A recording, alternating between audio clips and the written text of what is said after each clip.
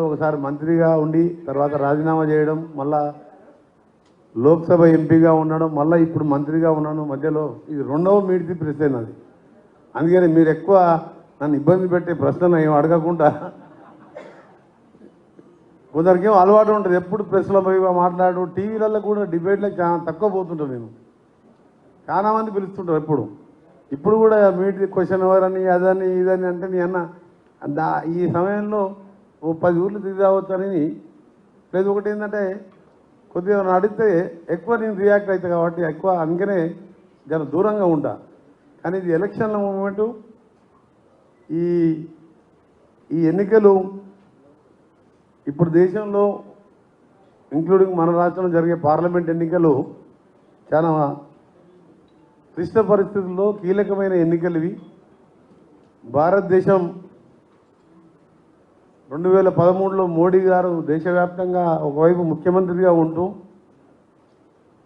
భారతదేశాన్ని మొత్తం కూడా మార్చేస్తానంటూ దాదాపు 500 బహిరంగ సభల్లో ఉండి ఆయన ప్రధానమంత్రి కావాలని చెప్పి దేశానికి వచ్చేది న్యాయంగా 72 లక్షల కోట్ల బ్లాక్ మనీ బయట దేశాలలో ఉన్నది. అవన్నీ తీసుకొచ్చి పేదవాని అకౌంట్లలో ప్రతి అకౌంట్లో 15 లక్షలు వేయడమే కాకుండా సంవత్సరానికి 2 కోట్ల ఉద్యోగాలు ఇస్తానని చెప్పి ఇంకా ఎన్నో హామీలు ఇచ్చుకుంటూ అధికారంలోకి వచ్చి 10 సంవత్సరాలు అయింది. బ్లాక్ మనీ తేగపోగా 15 లక్షలు దేవుడు ఎరుగు, 15 రూపాయలు కూడా ఏ పేదవాని అకౌంట్లో వేయలే. అందరు అకౌంట్లో 15 లక్షలు వస్తాయని చెప్తే జన్ధన్ అకౌంట్లు అంటే అందరు ధనాధన్మని మొత్తం 40 కోట్ల మంది అకౌంట్లు ఓపెన్ చేసుకొని జీరో బ్యాలెన్స్తో అకౌంట్ ఓపెన్ చేసుకుని తప్ప అది జీరో బ్యాలెన్సే ఉన్నదల్లా, అకౌంట్లో పైసలు పడలే. మళ్ళా రెండవసారి అధికారంలోకి వచ్చిండు. ఈసారి మూడోసారి ఇక ఈ బ్లాక్ మనీ ఇవన్నీ పక్కన పెట్టి రాముని పేరు మీద ఎక్కడికి వెళ్ళినా కానీ అయోధ్య రామ మందిరం ఇప్పుడు కూడా నేను వచ్చే ముందు భీమనవాడ మీటింగ్లో ఉంటే ఆయన చివరి కన్క్లూడింగ్ స్పీచ్లో చెప్తున్నాడు, అతను మీరు ఇంత మంచి రామాలయం కట్టింది మీ అందరికి సంతోషమేనా అని చెప్తే, అంటే రాముని పెడిగి ఓట్లు అడిగే స్టేజ్కి వచ్చిండు. 10 ఏళ్ళు ప్రధానమంత్రి ఉండి ప్రపంచవ్యాప్తంగా చూస్తే భారతదేశం కానీ ఇవాళ రూపాయి విలువ కూడా 84 రూపాయలు పడిపోయి తిరిగి మన భారతదేశంలో నిరుద్యోగం ప్రపంచంలో బహుశా ఎక్కడ లేకుండొచ్చు. ఇవన్నీ పక్కన పెట్టి మీ ముస్లింల రిజర్వేషన్ ఎత్తేస్తాం, వాళ్ళకు రిజర్వేషన్లు అవసరం లేదు అని చెప్పి ప్రజల్ని భయపెట్టే విధంగా కులాల మధ్యలో ఘర్షణలు తీసుకొచ్చి ఒక మత సామరస్యాన్ని ఇక్కడ చెడగొడుతూ అధికారంలోకి వచ్చే ప్రయత్నాలు జరుగుతున్నాయంటేనే వాళ్ళు అక్కడ ఫెయిల్ అయినట్లు లెక్క. అందుకని ఈరోజు ధనవంతులు ఎట్లయిందంటే పేదవారు ఇంకా పేదవారుగా మారిపోయినారు. ఒక ఇద్దరి చేతుల్లోనే ఇవాళ దేశ సంపదన మొత్తం కూడా ఉన్నదంటే అదాని అంబానీ దేశంలో బహుశా ఇంకో 5-6 ఉండొచ్చు. దేశ సంపదన అంతా కూడా ఆ 2 కుటుంబాల దగ్గరే ఉన్నది. ఇప్పుడు మిడిల్ క్లాస్ వాళ్ళు బతకలేని పరిస్థితుల్లో 400 ఉన్న గ్యాస్ సిలిండర్ ఇవాళ 1200 చేరినా కానీ దాని గురించి ఒక్కసారి మాట్లాడరు. రోజుకు వారానికి ఒకసారి డీజిల్ పెట్రోల్ రేట్లు పెరుగుతుంటాయి. అంతర్జాతీయ స్థాయిలో ముడి సరుకులు తగ్గినప్పుడు ఇంకా తగ్గాలి డీజిల్ పెట్రోల్ రేట్లు. గతంలో ఇంటర్నేషనల్ మార్కెట్ నుండి క్రూడ్ ఆయిల్ బట్టి తగ్గేది, కానీ ఈయన వచ్చినప్పుడు ఎప్పుడు తగ్గలే.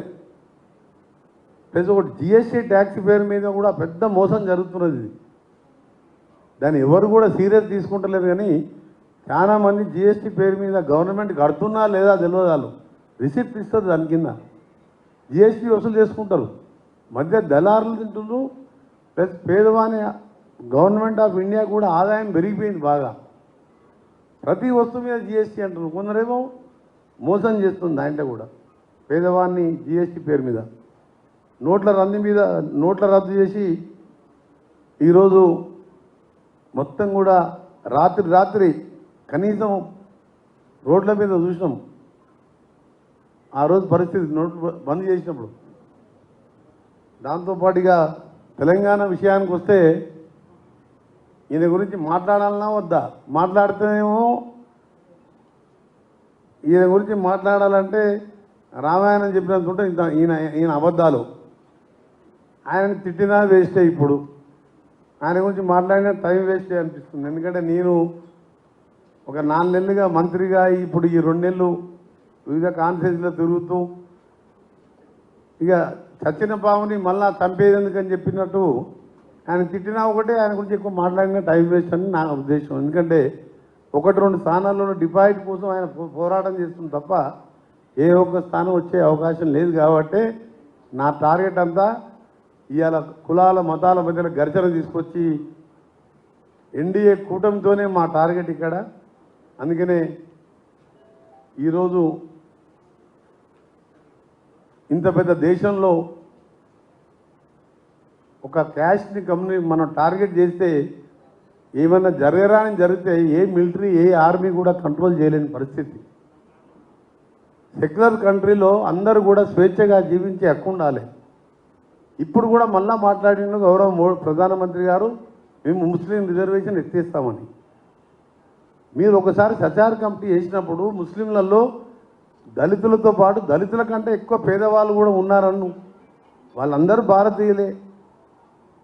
ఎస్సీ ఎస్టీలకు బీసీలకు కులగణన ఈ విధంగా ఇవాళ రాహుల్ గాంధీ తీసుకొని ఇంకా కూడా రిజర్వేషన్ పెంచాలనుకుంటాం. పెంచు. ఈ ఉన్న రిజర్వేషన్ తీసేయాలని తీసుకొచ్చి ఇవాళ మీ ఓటు బ్యాంక్ రాజకీయాలను పెంచుకునే విధంగా దాని విధంగా మాట్లాడడం కూడా తప్పని చెప్పి ఇలా బీజేపీ అమిత్ షా మోడీ ఎవరు మాట్లాడి అదే మాట్లాడదు. ఎందుకంటే అది తీసేస్తా అంటే ఇందులో ఓట్లు వస్తాయండి. ఇది పద్ధతి కాదు. ఇది అన్ఎంప్లాయ్మెంట్ని ఏ విధంగా తీర్చాలి? దేశాన్ని మేక్ ఇన్ ఇండియా అన్నాం, ఎక్కడ పోయింది అది? ఇప్పుడు కాంగ్రెస్ పార్టీ హయాంలో కట్టిన నాగార్జున సాగర్, బాగ్రా నంగల్, శ్రీశైలం లాంటి డ్యాములు ఎక్కడ పోయినాయి? ఎక్కువ డ్యామ్ అయినా కట్టినా ఒక ఇరిగేషన్ గురించి ఆలోచించినావా? ఎల్ఐసి, రైల్వేలు. ఎల్ఐసి అంటే ఇలా పేదవాడు ధైర్యంగా దాని సంపాదనలో 4 రూపాయలు దాచిపెట్టుకుంటే నా సేఫ్ కూడా ఉంటుందని చెప్పి ఆలోచించే ఎల్ఐసిని స్థాపించిన కాంగ్రెస్ పార్టీ ఆ రోజు జవహర్లాల్ నెహ్రూ పంచవర్ష ప్రణాళికతో పాటు ఒక ప్లాన్లో భాగంగా చేస్తే 40 కోట్ల మంది డిపాజిట్దారులు ఇవ్వాలి. మధ్యలో చూసినాం మనం సహారా కుంభకోణం, శారదా స్కాము, అగ్రి గోల్డ్లు. ప్రైవేట్ ఇన్వెస్ట్ చేసుకుంటే ఎక్కడ పోతుంది చెప్పండి? గవర్నమెంట్ సంస్థ అయితే నీ పెట్టిన పైసకు ఇంట్రెస్ట్తో సహా ధైర్యంగా నీకు ఎప్పుడంటే అప్పుడు తీసుకోవచ్చు. దాన్ని కూడా ప్రైవేటైజ్ చేస్తున్నాం. ఇవన్నీ ఎక్కడ రాకుండా మనకు తీసుకొచ్చి దేవుణ్ణి ముందు పెడుతున్నాం. ఎవరు మతాన్ని వాళ్ళు, నేను హిందువుని, దేవుని ముక్తా, రాముని ముక్తా, హనుమంతుని ముక్తా, దేవాలయాలు కట్టిస్తా, చర్చిలు కట్టిస్తాం, మసీదులు కట్టిస్తాం, ఈద్గాలు కట్టిస్తాం. ముస్లింలు వాళ్ళ గౌరవాన్ని వాళ్ళ అలాని ప్రార్థిస్తారు. బైబిల్ వాళ్ళ క్రిస్టియన్స్ వాళ్ళని జీసస్ని ప్రార్థిస్తారు. కానీ కొత్తగా తీసుకొచ్చి నేను చెప్పేది లేక, అందుకనే కేసీఆర్ గారి గురించి 1-2 మాటల్లో చెప్పి ఆ తర్వాత మీకే ఛాన్స్ ఇస్తాను. ఎందుకంటే మోడీ గారి గురించి చరిత్ర మీ అందరికీ తెలుసు. ఇక ఇప్పుడు కూడా మళ్ళా మోడీ 3వ సారి ఎన్నికలు జరిగింది. 3వ సారి ఆయన 400, 250, 300 వచ్చి ప్రధానమంత్రి అయితే 2029లో ఎన్నికలు ఉండవు. భారతదేశంలో ఎన్నికలు అనేవి ఉండవు. రష్యా లాగా, చైనా లాగా 30 ఏళ్ళు అధికార పార్టీ రాసుకుంటారు. వాళ్ళ ఎన్నికలే ఉండవు. 10 ఏళ్ళు దేశాన్ని మొత్తం కూడా ఇవాళ నిరుద్యోగం బారిన పడి రైతులని ఢిల్లీ చలిలో ఎండలో 700 మంది రైతులు చనిపోతే ఆ తర్వాత క్షమాపణ చెప్పిన తర్వాత యూపీలకు పోయినప్పుడు రైతుల గిట్టుబాటు ధర పండించిన పంట డబల్ చేస్తా అని దాని గురించి ఎక్కడ మాట్లాడాడు?